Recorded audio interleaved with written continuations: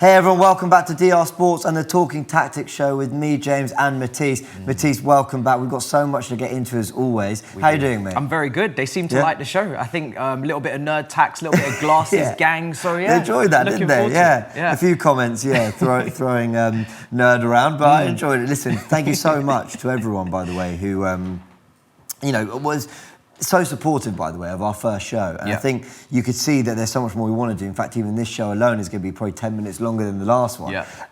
Because we have all these ideas. So I really appreciate the support we've got. And a big thanks to you as well for joining me. Now, there's only one place to start. And I'm sort of fresh off the back of talking about this from very much an Arsenal perspective on AFTV with the Arsenal-Liverpool game. We've got to talk about the Arsenal perspective as well here.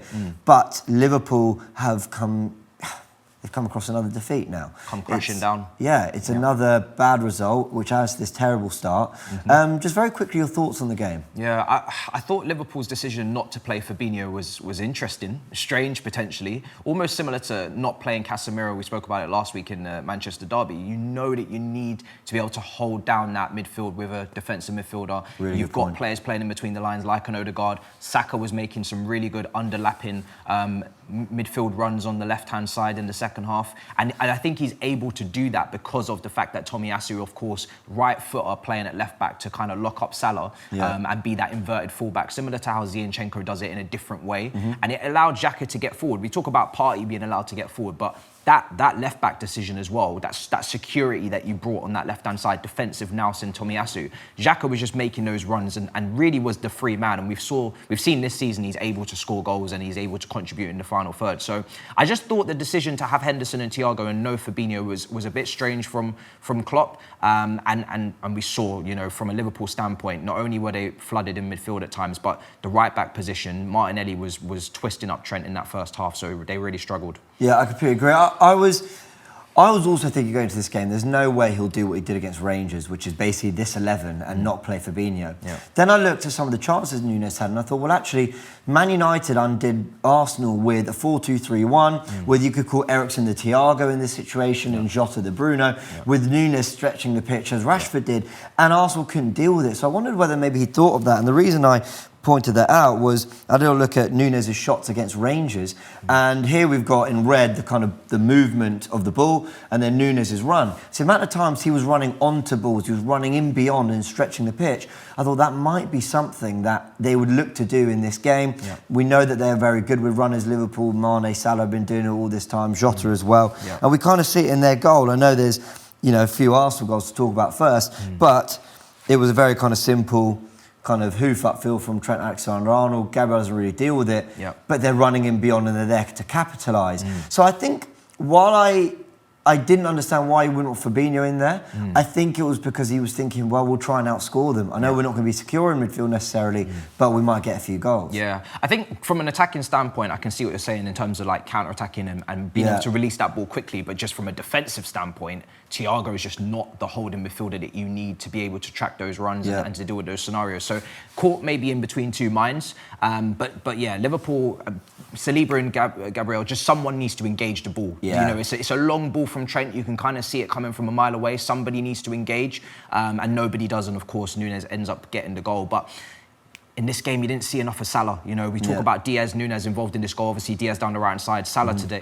in this match was really, really quiet. And I personally feel like Salah, with Nunes coming in and being that focal point, Salah on the right-hand side has been asked to change his role this season, become more of a creator, hang out more on the right-hand side. And I see Salah playing balls into people that are not as good at finishing than him, so it's kind of a little bit backwards in a way for Salah. And he's the golden boot, player. He's the player that season in, season out has been able to get the goals consistently, and he's the one changing his role as opposed to others who are either new to the club or trying to fit into an existing team. So it's a strange one. That's a really good point. You touched on defensively what they lacked, and we've got to talk about the two goals that they conceded in that first half. Let's talk about Martinelli's first. I'm so sorry. I know Trent's been getting it from all angles. And I'm one of these people that believes, you know what, if he offers all this attack, going forward, and defensively he lacks, and kind of so what? Because ultimately Liverpool are going to have more of the ball. But at a time where Liverpool are really struggling to control games, and albeit this first half was actually decent from Liverpool, I thought it was a level up on what we've seen the last few weeks. But this is absolutely appalling, and I've recreated it on AFTV, and I'm doing it here again today. It's just like, where's he going? Yeah. Like, it's just, he kind of, I'm not saying it's not genius from Odegaard in terms of the slip pass, and it's a brilliant run from Martinelli. Yeah. But Trent kind of doesn't track the run, nor engages the pass, nor blocks that space. Yeah. So he kind of does nothing. Yeah. And then Odegaard's like, thank you very much. And Martinelli puts it in the back of the net. Yeah. He's got issues there, Trent, hasn't he? Yeah, from a defensive standpoint, he's struggling. He, like you said, he doesn't really pick any sort of lane in terms of what he's going to do, engaging with the ball, engaging with the man. Like you said, he ends up doing nothing. For me personally, I feel like Trent's under a lot of fire at the moment. You saw when they brought Joe Gomez on, at least it kind of made it a little bit more of a scrap, a little bit more of a fight. He tried to make it interesting. I think right now, Trent's being a little bit lightweight in a sense, and they're going down that left-hand side. They targeted it the whole game, and Martinelli found so much joy, and it was the same for the second goal. Henderson, trying to get back to, which I'm sure you're going to show up in a minute, but Henderson trying to get in a cover, and Trent again just not able to really engage with the ball, and they're just kind of just in no man's land, allowing Martinelli to do what he wants. Yeah, I mean, this was a counter, right, from a Liverpool free kick, and here you've got Martinelli running at Henderson, and like, I'm not saying Henderson's dealing with it. Yeah. But he's at least kind of making Martinelli think about his next step by not engaging him, by kind of following him all the way into the penalty area. Trent, I've just never seen anything like it. Guys, I appreciate this is a recreational tactical pad, but it looked that ridiculous. Yeah, it does. On TV. Yeah. It was, let's take one. It was Henderson almost covering the left foot of Martinelli and saying, right, I'm going to show you onto my right. But then when he turns to his right, there's nobody there because Trent's also tried to cover off the left foot as well. So it was just The only thing I can think is that Trent thought, well, he's going to get around Henderson, so I'm there to cover it. I think that's the only thing he's thinking. He doesn't trust Henderson to touchy deal with it. Yeah. But Martinelli says, I'll see you later. And it felt like something from FIFA. It did. They literally ended up in both those positions. Yeah. Trent somehow ended up wider or closer to the right touchline than both. Yeah. And Henderson was just done by the cutback. Yeah. And then Gabriel lets it run through his legs and there's Saka to put it away. But what we're seeing from both these two goals is that Liverpool are extremely open, whether it's the first minute or in this, phase, or the last minute. They're so open. It's so easy to play through them. They're so easy to score against. The lack of clean sheets, the lack of solidarity in defence. Van Dijk, nobody looks comfortable in that Liverpool defence. It doesn't matter if the players come back from injury. It doesn't matter if they manage to even have Henderson covering Trent, which is something that he's done for a lot of Trent's career. He's been able to help him from a defensive point and use that energy to cover him in those wide spaces when he bombs forward. Even when they are set up in a way that they're familiar with that scenario there, the defensive capabilities just don't seem to be anywhere near the same level. Yeah, I agree. There's something not right about Liverpool. We talked about it. That second half, right? Because I'll give them credit. I thought the first half, they looked actually quite good. They're on the ball, they're moving nicely. Yes, Arsenal limited them to few chances, really. But they had some shots at goal. They tested Ramsdale a little bit here and there. What I was so impressed about from an Arsenal perspective, there was a big breakdown on AFTV on the Arsenal side of things and everything that went right there. But what I loved about Arsenal in this game, especially in that second half, was the control, was the way we just limited them time on the ball, possession of the ball, chances. We kept recycling possession and moving them around. And Liverpool, they weren't chasing us, they weren't attacking us, they weren't, getting in our faces in the way I'm so used to them doing. And you remember last week we pulled up the rankings for tackles and pressures in the attacking third. Well, I got them here. Last week they were 6th and 9th. After a week of Premier League action, they've dropped to now 8th for pressures and 11th for tackles in terms of ranking in the Premier League. They are not engaging teams high up the pitch like they used to. No. But why not? Why not, Matisse? Why are they not doing it?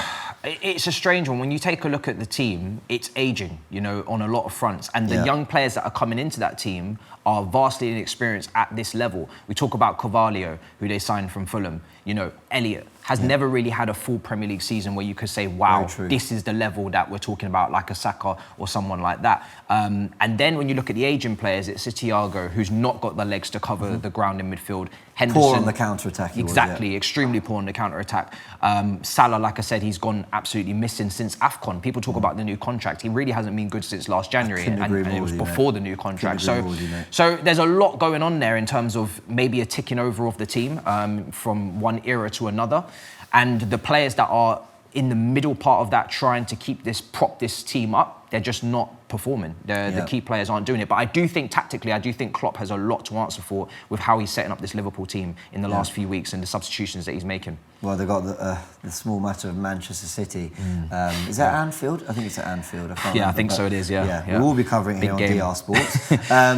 But yeah, that's going to be fascinating. I think he'll revert to type there a little bit. I actually think as good as Núñez was in that Arsenal game in terms of at least causing problems, always offside though, by the way, but the problems he caused and the athleticism he has, and clearly he's a very direct runner, I actually could see him going with Firmino up top. Jota, surely he's Salah. got to look at taking Trent out of that right-back spot against Manchester City as well. I don't know where you're going to put him. You know, I've suggested potentially moving him into midfield a few times, but it usually gets shut down from Liverpool fans. They don't want to see that. With the lack of intensity that he's playing at the moment, no position in a Liverpool team, a traditional Liverpool team, really suits him. He's got to bring his energy levels up, but yeah, it's mad. Completely agree. Let's talk about the Brighton-Tottenham game. Tottenham needed a response after a draw against Frankfurt in the week in the Champions League, and of course the 3-1 damaging defeat against Arsenal. I say damaging because it was kind of the manner of that second half, the way they fell away. Arsenal were so comfortable in that game. I'm not used to saying all these things, by the way, so I want to enjoy it while I can. But what you basically had in this game was a little bit of a tactical switch from Spurs. Before I actually go into that, I do want to just send our best wishes to Enoch and Mwepu, who has basically been diagnosed with an underlying hereditary heart condition and has had to retire early. So must be, really, really just sad. 24 years old, really, really good, promising career ahead of him. Worked all the way up from, you know, playing football in Zambia to now coming into the Premier League at the top level in a very nice Brighton team as well. Looking good as well, and looking really good, and that's such sad news because now for the rest of his life it's completely changed. So thoughts for him. No, absolutely. Tottenham mixed things up in this game. And they went with, if I can find their starting 11, they went with a 3-5-2. Something I think Toby was calling for them to do actually in the North London derby. So I'm surprised he saw Brighton as the game to do it. This had to happen. He had to do this. Trossard and Gross as your inside 10s, Caicedo and McAllister, that would have been 4v2. They would have outnumbered them in midfield. I see what you mean. They'd have been very compact there, and it would have been a landslide. We know Brighton play really good football and they're very good in possession as well. And if they had gone with just Bentancur and Højbjerg, it would have been very difficult for them to handle Brighton on and off the ball. So for me, that was key that he brought Basuma in and he went to a 3, and it obviously did make it a 3-5-2, and then it's just Harry Kane up there, and we're going to get into his performance as well in a minute. So you're talking, it was purely to help them control that part of the pitch? Yeah, just for me, purely to get in and amongst that battle. We know Brighton are very good technically, like I said, and it's just so easy to play in between the lines if you don't have an extra man in there, and they would have been vastly outnumbered. So I think that was just to help them cope with that situation. Yeah, fair enough. I mean, what we also saw throughout the game, a little bit, or sometimes you notice something and you wonder whether it's the trend throughout, but there were moments where I saw Bentancur and Højbjerg pulling a little bit wider just to help whatever wing back or Sessegnon. And there seems to be a little bit more of a flexibility if they've got the ball. Romero's even allowed to get forward a little bit more. Davis, do you think this is Conte basically saying, guys, express yourselves a little bit? Yes, we've got a very rigid and stable setup with that kind of back 3, back 5 and the 3 in midfield, but you guys are allowed to express yourselves when they're going forwards, because I actually thought Tottenham started the game really well, and when they got the goal it was absolutely deserved. Yeah, I think, listen, the goal's brilliant as well from Harry Kane. It's a really, really good header.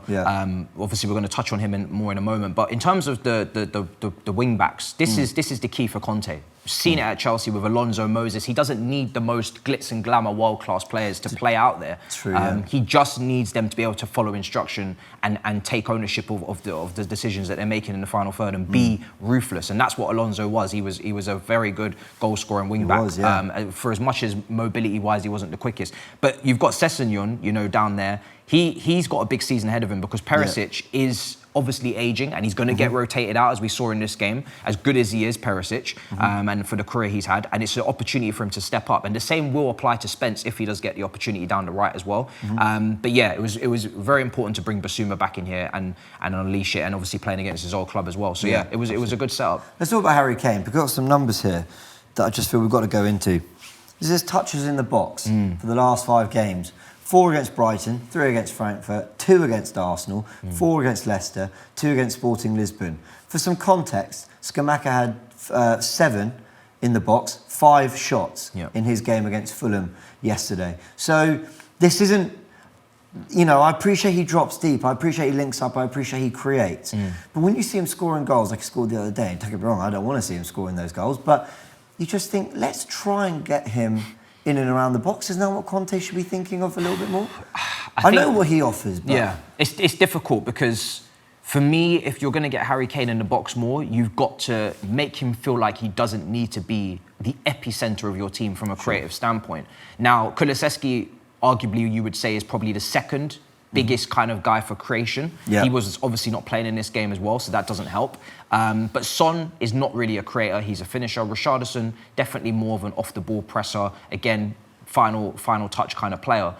Good, decent dribbler, but again, not got anything special with the pass. If they had brought in a Maddison from Leicester or an Eriksen on a free from Brentford instead of allowing those 2 players to go past them, then maybe Harry Kane would have been able to stay more in the box and they would have been able to use that 10. Really Not all the time, but sometimes use that 10, put him just behind Harry Kane and let them kind of be the epicenter and let Kane stay in the box. But I don't think Conte wants to do that. We saw the midfielders he brought in. He brought in Basuma. He obviously wants to, for a free standpoint, that's what he did at Chelsea as well. He had a Kante and a Matic. Yeah. Brilliant ball winner in Kante, and that's kind of what he's trying to replicate at Tottenham in those midfielders there. Not the same level, but still. Didn't really have a creator. Hazard was his creator, do you know what I mean? But again, that's a winger, so... Yeah, Hazard, Willian, Pedro, they dropped into those 10 spaces where you feel like Son and Richarlison are more runners. Probably why Kulusevski is such a big miss, because he can create like that. Yeah, 100%. So... Yeah, it's a lot for Harry Kane to handle in terms of he's got to be so prolific. But he's used to that. I think under the last few managers, whether it be Nuno, Mourinho, Harry Kane has had to be very prolific as a Son, so it's not something that he's not used to. So I'm weird about Spurs because as well, as good a result as it is to Brighton, as it is to go and win at Brighton no matter what, they started that game so brilliantly. And then they get the goal, and then suddenly it's a bit more punch for punch, and Brighton are starting to have the better of the opportunities. They end the game again with less shots on target, less possession. Yeah.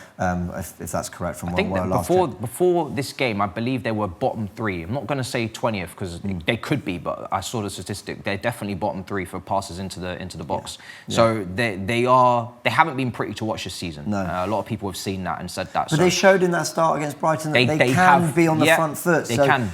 Somehow Conte's got to find a way to maintain that, or maybe he doesn't. Maybe he's happy to get a goal or 2 and actually see what they've got. That might just be key for them. His approach. Let's talk about your club, Chelsea, who continue to fascinate us from a tactical perspective. Why is Google telling me that Gallagher was on the right wing? You're going to break it down because I couldn't watch this game. Although my housemate did go to it, said he had a great time. So, talk us through. Potter's just showing so many different formations at Chelsea in the first few games. As we saw at Brighton, he's not regimented to one particular formation or even style. He's happy to press off the ball from a mid-block in a 4-5-1. If Chelsea don't win the ball high up the pitch, he's not going to ask them to relentlessly go after the ball if they're not going to win it.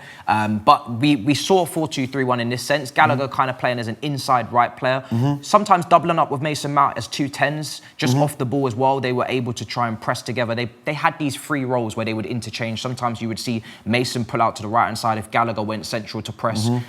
And they're both pretty good at doing that because it was giving Azpilicueta a lot of space down this right-hand side to make those inside passes or make those crosses a really good cross to Havertz that, well, to anyone who really wanted to get on the end of it, he should have had an assist. But Gallagher started this game off so quickly, and it's his intensity alongside with Mason Mount that made this Chelsea team click because they both had brilliant performances. The whole team played well, but those 2 on and off the ball just kept everything at the highest possible tempo. Sometimes Chelsea were going to a back 3, and it was allowing Azpilicueta. Is that Cucurella on the... Yeah. That makes a lot of sense. So he did this at Brighton last season, where he had Cucurella sometimes as a left side centre-back. Koulibaly goes into the centre-back position in the middle of the back 3. I think that suits him better than the Rudiger position that people were comparing him to. Completely agree, because his passing range with both feet is really, really strong. His reading of the game is strong as well. But you don't really want Koulibaly dribbling up the pitch in that kind of in between Jorginho, say, and Pulisic. You don't really want Koulibaly in those areas. But Cucurella, you will have in those areas. So I think it makes sense. And I've said it so many times, Chelsea are very easily able to go between a back 4 and a back 3. We saw this against Salzburg, where the right back wing back becomes basically, the right back becomes a right winger. Pulisic continues to isolate players on that left-hand side. And like I said, Gallagher and Mount are just able to counter-press and to create chances in the middle there for Kai Havertz. So, yeah, it was a really, really dominant display from Chelsea on all fronts. And for me, it was the best performance of the season. I thought everybody was in zones that they were comfortable with. And even from a technical standpoint, you know, coaching, I think there's a lot of player development to come from Havertz, from Mount, from Gallagher and from Pulisic in particular. The young players that have not really probably progressed as much as they would have wanted to in the last few months. I think those guys, Potter can really kick on now. I had a bit of a light bulb moment when you were talking about Gallagher on the right, but his intensity and he was coming inside. It reminded I kept thinking, where have I seen this before? Palace. Oh, is that right side midfield for Palace in a 4-3-3 is what I that's remember. really interesting. Yeah. Well, that actually makes a lot of sense. That wasn't even the These bit are the I zones he loves. Yeah. Right hand side for Palace in midfield 3. So it just felt more natural to him, even though I know in the graphic it that's looked really like interesting. Right. We're going to talk about Palace actually in a little bit and what they've been doing. But yeah, it's an interesting use of Gallagher. The other time I saw it, now I really won't blame anyone if they don't remember this because it was such a niche thing Wenger did once at Arsenal. We had Coquelin and Cazorla balling out as holding midfielders. Okay. And we had Ramsey and Ozil as well. And we thought, what do we do with Ramsey? And he chucked him on the right wing purely to help press and purely to make runs into the box. This is around the 14-15 season. It's like an inverted winger, but not really. That's exactly what he was, an inverted winger. He was kind of like a... It's to overload. Just That's exactly create what it is. overloads, literally, is all it is. When you're in possession and you've got those 4 there, it's similar to what we just explained with Brighton, but they couldn't really handle it, Wolves, because they obviously had Prudence, they had Costa. They went with a really attacking lineup. God, good team. They went very attacking. Good team, but they left, obviously they've gone and switched to a back 4 this season. We've seen that. Cody's gone out on loan to Everton. But that pivot of Moutinho and Nunes, Moutinho not the youngest, they could not handle the sheer amount of players just operating in between the lines around them. Jorginho and Loftus-Cheek were really good at getting the ball, receiving it and playing it in between the lines. And like I said, when you've got that many players hovering around you and you're outnumbered, then it's only going to go one way. Yeah, completely agree. I've got to say, every week there's going to have to be a little bit of segment on Chelsea just because of Graham Potter and how fascinating it is. Fascinating, But this is so different to what we touched on last week. Yeah. But we'll continue following. And let's talk a little about who's next. West Ham. West Ham and their win against Fulham. Now, I'm really sorry, Fulham fans. I'm not really going to touch on Fulham at all. I just want to touch on West Ham. I'm so sorry. We all do some stuff on Fulham. But the reason is I want to dedicate some time to the big question, is this West Ham's best team? Interesting career starting at right back. I don't know if they had injury issues there. But the players in particular that I'm looking at when I ask that question, we'll highlight them in yellow. Scamacca starting, Paqueta being in there, Bowen, you got that central midfield partnership back again. Does this feel like a West Ham team that we've got a little bit more faith in? It's getting warmer. Yeah. I wouldn't say it's 100% their best team because I do feel like their squad now is so bolstered after that transfer window that there's a lot of players that could come into this team and drop players if they're not at their highest level. I talk about Ben Rama. Even Emerson Palmieri because Creswell's had up and down moments. And obviously the centre-backs, we have Aguerd, who's meant to come back as well from Ligue 1. They signed him, so I'm interested to see how he looks.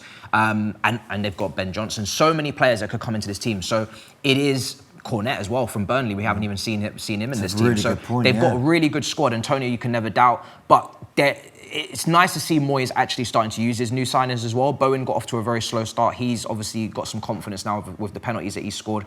But this Paqueta and Scamacca, these are the two, they're technically assured players. Scamacca's able to kind of do anything in a sense. He's very good at a little bit of everything. Yeah. Whether you want to play on the counter-attack and use his pace, whether you want to play possession-based and you want him to drop deep. I think he completed a dribble, completed a long ball as well. And we know Paqueta for Brazil is really good as well. So I think on Scamacca, you were saying that he had ridiculous amount of touches as well, didn't he, in the box? Yeah, I think it was something like 7 and 5 shots, I think it was. But but you are... Scattergun Scamacca, they was calling him. He did have quite a few chances to score. Well.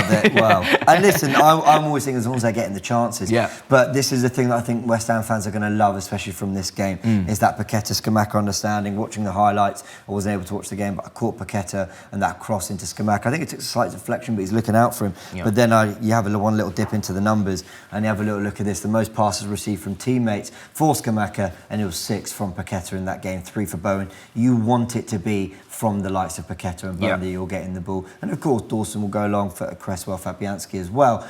But that's the combination they're going to want to see. So, West Ham, who'd had a difficult start, I think are 3 wins, I think, now in the league, and they're starting to find a little bit of rhythm, and I'm sure they'll pick up points and climb that table. They're only something like 3 or 4 points off like 7th, so when it's this early in the season, so much can change, of course. Let's talk a little bit about Man United and Everton. Everton took the lead in the game, but I think the real thing I want to touch on is if this is a Man United side, we think we're going to get a lot more regularly now. Casemiro came in, Ronaldo had to come on for Martial, Lindelof came in alongside Martinez, and Anthony then gets his goal as well, and he's amongst the goal 3 and 3. So Man United, I think, can feel that things are on track with Ten Hag. He once again starts Martial, and I do feel like if he could stay consistently fit, obviously he ends up coming off injured for Ronaldo, he would be the forward that he would go with more often than not. Gives him a little bit of everything, has the pace, can connect the dots, could probably get more out of a Sancho as well in terms of combination play. But he obviously Ronaldo does end up coming on and getting the goal. But Anthony, despite Manchester United's up and down in the last few games, he's been constant. And even in that Manchester derby, Anthony's goal, when we watch it back, it was brilliant football for that goal. They did manage to show a little bit of Ten Hag ball. So there are the signs that Manchester United are starting to be able to play more with a little bit more of an identity and from a coaching standpoint. But yeah, Anthony's been really good in terms of his finishing. Yeah, the goal he scored was great. Yeah, I can't profess to be an expert on Anthony, but what you sometimes get is wingers who they're either the creators or they want to get on the end of that final ball, and he's looking one that's got an appetite to get on the end of an attack and get into those inside right positions rather than be the one who's going to beat 3 men, 4 men and put it on a plate for Martial or Bruno Fernandes. So listen, we don't know, we're going to learn a lot about him. I'm going to learn a lot about him. I didn't watch him at Ajax particularly, but what a start he's made, and I think this is a Man United side we're going to see a lot more regularly. Rashford on the left as well. On Anthony, I actually had the opposite worry about him, was that he was going to come in and be a trickster and want to show off and flair, because he's always got that, that little touch that they do. He's got that about him and whatnot. But he's come in and output immediately. He wants to put numbers on the board, and I think when you've got. Usually you'd expect Sancho, it's not in the greatest of form, but he will be the more creative player that will come inside, combination play, create chances. He's more of a link-up type winger. He's not got an outburst of pace and that acceleration that Anthony has. So that could be, if they can get it right, and I think Martial is key to that, if they can get that right, and obviously Bruno Fernandes has got to be that more traditional central attacking midfielder when they go up against the low blocks that won't turn over the ball. I think that's a good balance between Anthony and Sancho, is that one player is more for the combination, the chance creation, the other one hopefully is there for the output. But Casemiro, it's good to see him in there. I was puzzled why he didn't play in the derby. It was a good win for them. Big win, because Everton have been in decent form under Lampard. They were 6 unbeaten, I think, going into this game. So fair play to them, and I'm sure they'll get back to consistent ways pretty soon. Just the one defeat, so they'll be all right. Okay, let's fly through the final results as well. I just want to touch on Newcastle's win against Brentford, a 5-1 win. Bruno Guimaraes with 2 goals, and I think he showed a little bit why Arsenal fans were so desperate to have him. That goal was a run to the back post with that header. How many times have we seen an Ilkay Gundogan get into the back post like that? But then he scores one from distance as well. Were you impressed with his performance, and are you worried about Brentford? 1 league win in 7. Anything to think about there? Brentford have these purple patches. Yeah, they do, is what I'm going to call them, right? They are such a difficult team to play against. Usually, obviously not in this game. When they've come up against us, even in the last couple of years, we've struggled against them. But Newcastle, when they're at home with that crowd and they've got these players like Bruno Guimaraes, who is just a ridiculous midfielder. For me, he's one of my favourite midfielders in the league. Especially outside the top 6, he's probably one of the best because he's so complete. The guy is so good. From a defensive standpoint, he can win his duels, win his tackles, very press resistant, but also then in the final third, like you saw with the 2 goals, he's got a range to his finishing. Again, another player from that Brazil midfield, Paqueta, now Bruno Guimaraes, is really good. And his valuation has shot up. And it's crazy because you were scouting him at Arsenal. We looked at him as well at Chelsea during the Sarri season. Neither of us went for him, and he's come into the Premier League. And for me, he's one of the best midfielders in the league. I think he's unbelievable. Yeah, I know. What a performance. 5-1 win for Newcastle there. Bournemouth beat Leicester 2-1. More questions for Brendan Rodgers. I think it'll be... Listen, I thought that Forest win in the week was going to maybe get them going again, but No, apparently not. So we'll see what happens there. City, nothing to touch on there. They beat Southampton 4-0. No, just that Cancelo is not a left back. He plays like a winger. He wears the number 7. It makes sense, doesn't it? He plays winger, inverted, fullback, central midfield. He does everything. Yeah. That's how dominant they are, and that's how good he is. I know you did want to have a few words on Palace Leeds, so I'll let you end on that. Yeah, Palace Leeds. I mean, I'm really liking what Vieira's doing with Eze and Elise. Dropped them both into the midfield 3, and he's showing that now this season he wants to play even more attacking. Sometimes last season, Elise's first season, obviously from Reading, didn't play him all the time in and out, but us lovers of the game want to see Elise every game because he's just such a techie player. And then Eze as well. He's really, I was always saying the next thing for him is just a little bit more output. Can you get some goals on, because it was his first goal for over... Had the long-term injury as well. Obviously a long-term injury, So I wanted to see that next step for him because I think he's been brilliant as well. The ball retention from those two, it just allows Palace to play such a lovely brand of football, and they were both winning their ground duels as well. When you look at the ground duels for Eze, it's really good, kind of bringing that kind of Conor Gallagher-esque from last season, and Elise obviously his ball retention is brilliant. So they're both creative, they're both progressive, both good dribblers. It's exactly what you want in midfield if you're going to play that nice brand of football.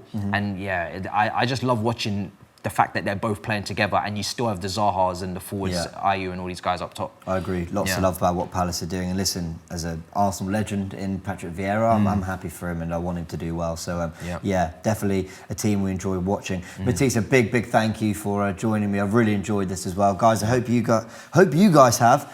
Talking Tactics, this was the 2nd episode. Let us know in the comments section what you made of some of the games we touched on. What you're excited about for next week as well. Give us some ideas of maybe things we should look out for. If you're watching this and you know what your club are doing, we'd love that kind of feedback. Let us know, whatever game's coming up, what you think we should look out for. We'll definitely touch on that next week. But as always, do like the video. If you did enjoy it, do subscribe to DR Sports so you can get all the latest updates on what we're doing here on the channel. And Matisse, we'll be back next week. Pleasure. Big thanks to you guys as well.